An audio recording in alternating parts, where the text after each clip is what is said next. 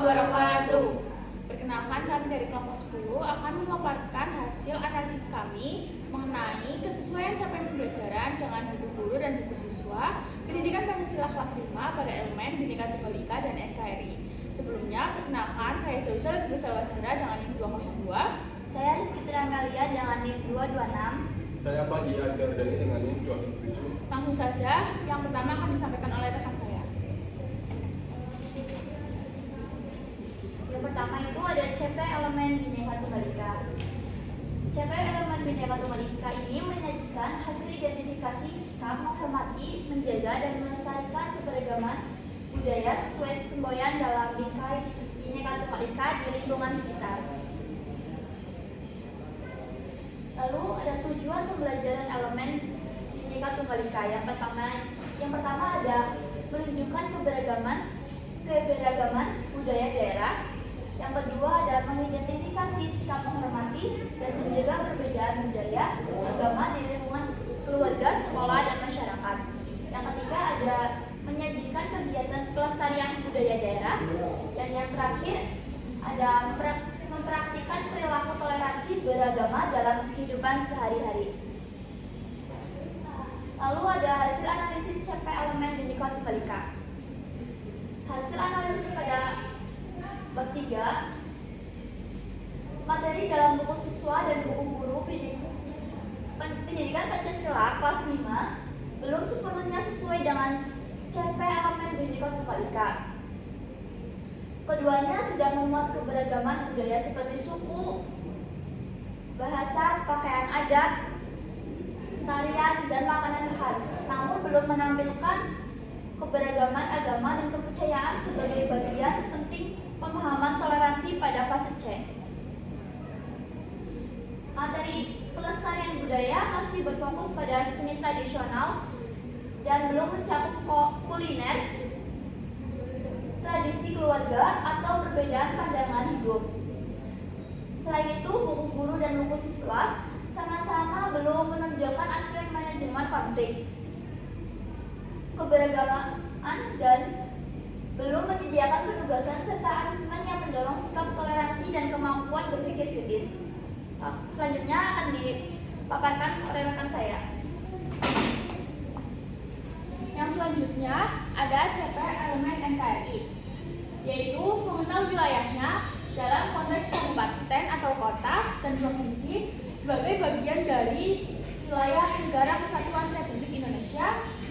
Terus menunjukkan perilaku gotong royong untuk menjaga persatuan di lingkungan sekolah dan sekitar sebagai wujud bela negara. Selanjutnya, tujuan pembelajaran NKRI. Yang pertama adalah mengidentifikasi kabupaten atau kota dan provinsi sebagai bagian dari wilayah Negara Kesatuan Republik Indonesia. Yang kedua, memahami makna gotong royong untuk menjaga persatuan dan kesatuan di lingkungan sekolah maupun lingkungan sekitar. Yang ketiga, menyajikan contoh praktik gotong royong di lingkungan sekitar. Lalu yang terakhir, mempraktikkan gotong royong sebagai wujud bela negara di lingkungan sekolah maupun di lingkungan sekitar. Selanjutnya, ada hasil analisis capaian pembelajaran dengan elemen NKRI. Hasil analisis pada bab 4 ini, materi dalam buku siswa dan buku guru Pendidikan Pancasila kelas 5 belum sepenuhnya sesuai dengan capaian elemen NKRI. Pembahasan karakteristik wilayah dan gotong royong sudah relevan, tapi belum menjelaskan struktur pemerintahan terdekat seperti RT, RW, desa atau kelurahan, sebagaimana tuntunan dalam fase C. Materi gotong royong juga masih terbatas pada kegiatan kebersihan dan belum menampilkan peran warga negara dalam mendukung pemerintahan daerah. Buku guru dan buku siswa belum menyediakan evaluasi yang cukup untuk mengukur pemahaman siswa mengenai peran sebagai warga negara dan hubungan dengan pemerintah. Yang selanjutnya akan disampaikan oleh rekan saya. Yang selanjutnya itu keterkaitan dengan profil pelajar Pancasila. Yang pertama, berkepentingan global. Materi keberagaman budaya dan agama melatih siswa menghargai perbedaan dan bersikap toleran. Yang kedua, gotong royong. Pembelajaran tentang kerjasama dan peran warga negara menguatkan kemampuan kerjasama dan bekerja sama. Yang ketiga yaitu bernalar kritis, memahami isu kebangsaan dan persatuan, membantu siswa berpikir logis dan mengambil keputusan tepat. Yang keempat, mandiri, pemahaman peran sebagai warga negara membentuk tanggung jawab dan kemandirian dalam bertindak. Selanjutnya, saran. Yang pertama, dalam elemen Bhinneka Tunggal Ika, A. Dapat ditambahkan materi mengenai agama dan kepercayaan yang tidak ada di Indonesia, termasuk tempat ibadahnya, simbol-simbol keagamaan, dan ilustrasi yang menarik. Yang kedua, masukkan materi mengenai kuliner tradisional yang juga merupakan bagian dari budaya yang perlu dilestarikan di Indonesia.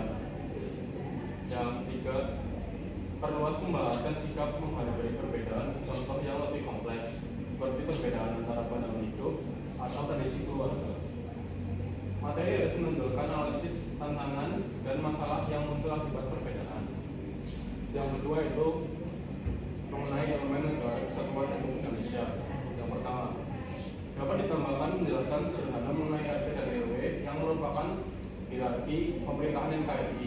Dengan begitu, peserta didik akan memahami bahwa mereka adalah bagian dari masyarakat Indonesia yang memiliki tanggung jawab.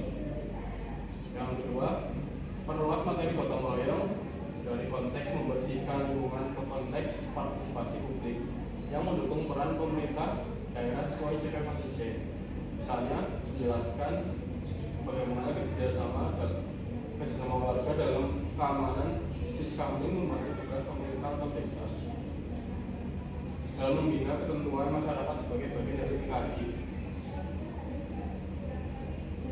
Kesimpulan, pendidikan Pancasila membentuk peserta didik agar memahami dan mengamalkan nilai-nilai Pancasila dalam kehidupan sehari-hari.